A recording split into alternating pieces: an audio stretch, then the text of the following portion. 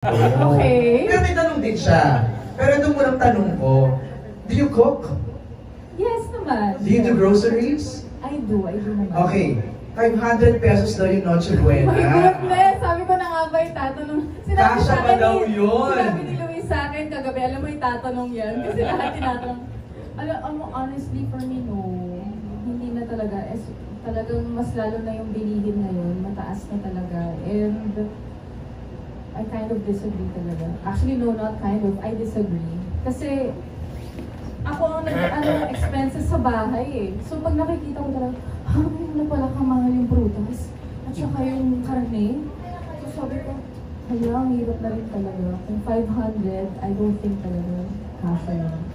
So no. Ayan, Nikki, natanong ko na.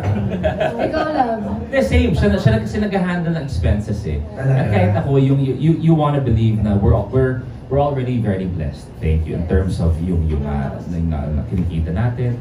Pero minsan tumingin ka, whether it be kuryente o ganyan, meron talaga na mapapansin mo rin talaga. So I think na siguro there was di ba naglabas pa nga sila ng picture ng mga produktong pwedeng bilhin na papasok. And siguro what happened was, siguro iniisip ng Noche Buena for 2 lang. Baka pwede ulit for 2. But ang Filipino setting naman talaga. For 4 daw yun. Okay. Well, talaga kung sabi nga ni How How, yung sa budget, kami nga binabudget namin ng gusto yung aming grocery. So it's gonna be quite challenging na ipagkasya para sa Noche Buena. Eh tayo pa, Pinoy pa, hindi tayo natatapos sa 4. Meron at merong darating sa bahay talaga. Correct. Kasi si Nikki daw, pag Noche Buena, kaya Nagpa-budget na siya. isang weekend. Ano na? What is your message to the DTI representative who said that? No, I think naman after everything that has been said and done on social media, I'm sure nabasa naman ni Secretary yan, lahat ng yan. Alam niya yung feedback at sentimiento ng mga Pilipino. May kilala nga ako, ito totoo to ha, may kilala ako ang binabudget niya, di ko alam paano niya ginagawa.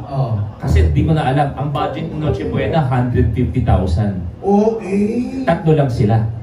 So parang isip ko, paano mo ginagawa yan kung lahat nga kami medyo, di ba, yung binabantayan namin ang gastos namin. Artista ba yan o contractor? Di ko nga alam sa kanya.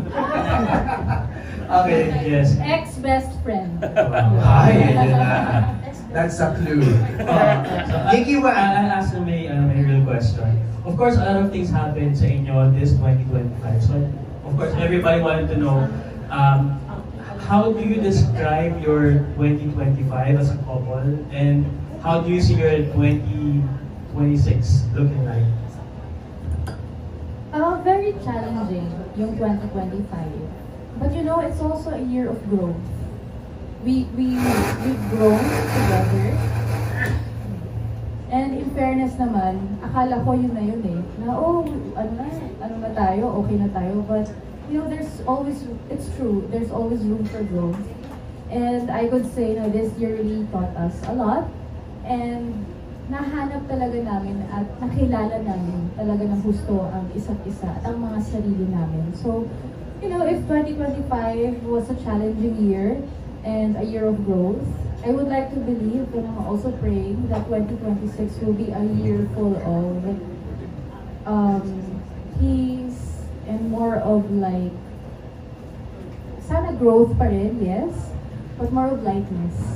So, I guess gano'n naman talaga lagi, diba? For you to appreciate something, you really have to go through something heavy, hard, to be able to appreciate lightness and happiness. So, kailangan mo talagang pagdaanan. You have to grow through what you go through. Ako same thing, parang resurgence ang ano ko eh. Tama ba yun, resurgence ang 2026? Sabi nga niya, and I think the whole world, the whole Philippines, the whole world knows kung gaano ka-challenging ang 2025. So kumbaga, after everything that happened, etong last quarter, naramdaman ko ulit yung gusto kong gawin sa industriya, naramdaman ko ulit yung kahit pa paano, na nandiyan pa rin yung mga naghahanap sa akin on TV, sa aking mga kaibigan, tagahanga, naramdaman ko ulit kung sino yung mga nagbibigay lakas sa akin.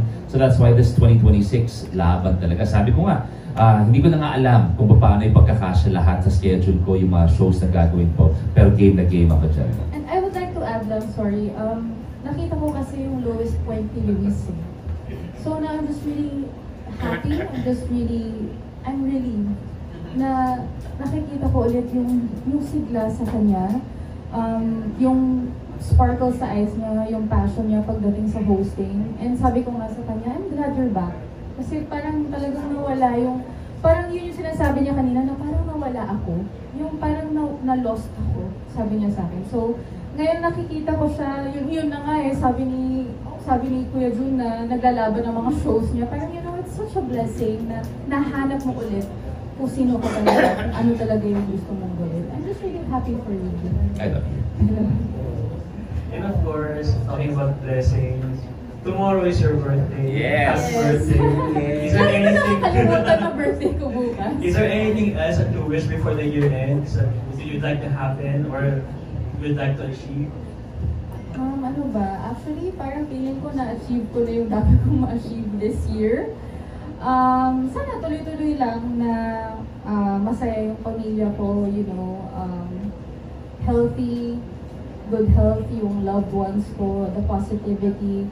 Kahit hindi nagsimula ng maganda yung taon namin, I would like to believe na matatapos siya ng maganda. So sana tuloy-tuloy lang siya ng maganda. Kasi so far, so good. And first, Luis, do you have a birthday message for your wife? No, thank you. And rest assured na whatever she has done for me since time immemorial, I will do my best to supply times 1 million. With how you were there for me through up and down, I will be there for you all the way. Thank you, Dave. Thank you. Thank you very much. Thank you very much. Happy birthday. Thank you, Nikki. Salamat. Ako